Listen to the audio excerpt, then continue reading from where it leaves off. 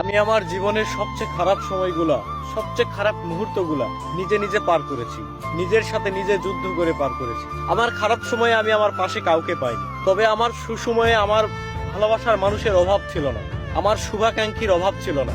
এত এত মানুষ, আমি একটা সময় মনে করতাম আমার জীবনে যখন কোনো বিপদ আপদ আসবে, যখন আমি কোনো খারাপ পরিস্থিতির মধ্যে পড়ব, তখন হয়তো তারা আমাকে সবটুকু দিয়ে আমার পাশে থাকবে, তারা বিনা স্বার্থে আমাকে ভালোবাসবে, আমার পাশে থাকবে।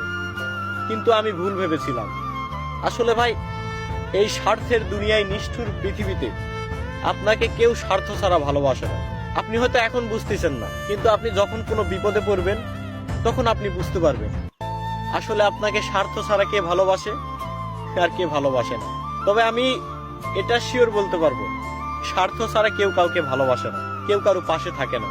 স্বার্থের পৃথিবীতে সবাই স্বার্থের পাগল।